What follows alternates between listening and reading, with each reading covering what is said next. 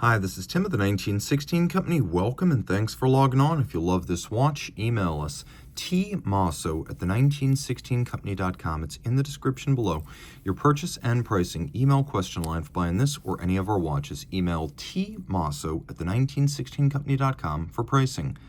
Today, we discuss a 2020 model year launch from Ulysse Nardin. This is the Blast Tourbillon white ceramic, and it is everything the name implies. 45 millimeters in diameter. It's made of sapphire, white ceramic, and titanium. 12.9 millimeters thick, and from lug tip to lug tip, the total distance across the wrist is 54.5 millimeters. We'll throw the watch on my wrist, which is 16 centimeters in circumference, and you get a sense of the fit.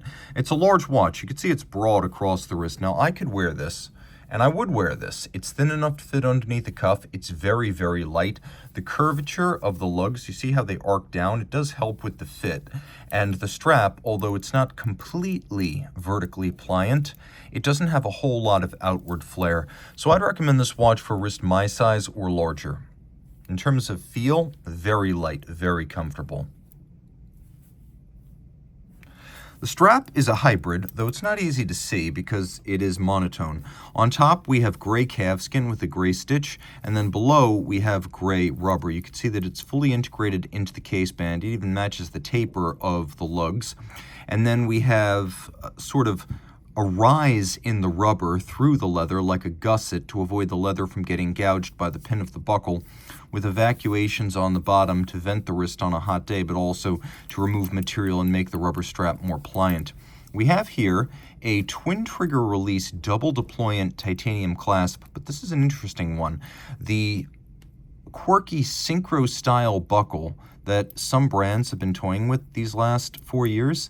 And my understanding is that Ulysse Nardin is moving away from these because of the cost. So it might be interesting to own a UN watch that has one, just on the basis of the novelty. And it is a crowd pleaser. It's fun. All you have to do is actuate one side and the other side due to an offset carriage. Those are both hinged elements, so the thing moves in synchronized motion in or out. You don't actually have to touch that other side. It's almost like a clasp that has a mind of its own. But these are very cool. You tend to see them on extremely expensive watches, but UN is moving away from these. So who knows how many watches ultimately will ship with them. It's a little bit of a collector's item on that basis alone, plus twin trigger release and differential finish, polish, and satin on the titanium.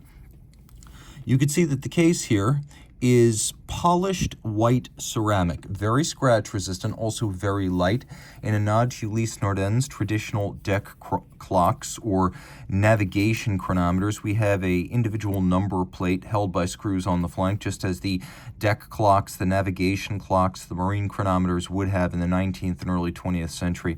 So that's the heritage being channeled here. If you look carefully, you can see that there is a little polished bevel to the very edge of the bezel, and then the rest of it is satin finished. We have a UN crown with media blast, satin, and polish, so triple finished. It's a push-down crown, so not a screw down, but the watch is 50 meters water resistant, which is quite good for a dress watch. We have a blue infill for the hands and the applied indices, but it is not lume, and I'll demonstrate that to you. It's a very, very, very, very, very faint luminescent glow. I can see it more easily through my rangefinder than I can see in person in a dark room, so I just want to advise you that it's basically as dark as the black version of Super Luminova, so I don't consider it a practical lume. But that's one of my few reservations about the watch. As you can see, everything else is quite a good deal of fun. We have this large X-style motif on the front, characteristic of the Blast series, and you can see we have a combination of white elements and natural metal with some blue accents. We've got a well-hidden micro rotor up at the top, and I'll rotate the case so you can see that. It features the latitude and longitude of Ulysse Nardin's manufacture in Le Locle, Switzerland, and then it energizes a barrel that's actually coaxial with it just below, and it has a 72-hour power reserve. It powers a 1-minute flying tourbillon down at the base of the dial, makes 1 circuit per minute. It acts effectively as the seconds hand for the watch, and being a flying tourbillon, there is no upper bridge to block your view of it. Now, if you look deeply, you can see the iridescent purple-blue of a full unlubricated, low-mass, anti-magnetic silicon escapement. Really improves the performance of the watch, that it's lighter than a conventional escapement, but also needs no lubricants, because declining lubricant quality on an escapement is one of those factors that usually forces a watch into an overhaul.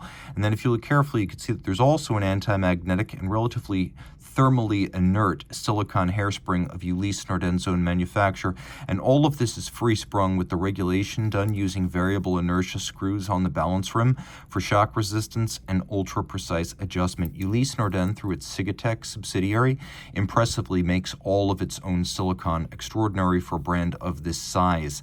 So 18,000 vibrations per hour, there is the beat rate. And if you take a look, you can see the keyless works is visible and quite nicely decorated with satin on the top of the setting lever spring, and the clutch, and then beveling on their sides. So the steel parts are very nicely decorated. It engages and disengages the motion works, which you could sort of see at center, minute wheel and hour wheel right there. And that sets, whereas the winding pinion winds, and you can now see the winding pinion in action, energizing the mainspring barrel. Flip it all over, and you can see the X motif again. This is the UN 172. Little note about UN reference numbers. The first 3 numerals are the name of the movement, UN 172 right there. And it's nicely decorated. It actually sneaks up on you. The decoration is quite accomplished, but it's designed to look monotone. As a result, it comes off as a little bit austere, but it is quite rich and well thought out and carefully considered and executed in detail. You just have to get close and spend some time with it, because it does look monotone and maybe like it might be a little bit industrial until you get close to it and really pay attention to what the UN watchmakers did. Little things stand out, like the use of clear sapphires for every pivot jewel rather than synthetic rubies, give the movement a very pale look. Screw heads are polished, and you could see that the steel components, the bridges and plates, have been excellently finished with a combination of media blast, satination, and very spare use of polish.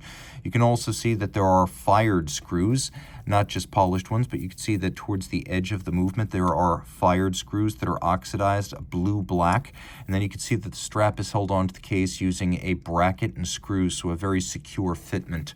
If you love this watch, reach out to us, Team Mosso at the 1916company.com for pricing.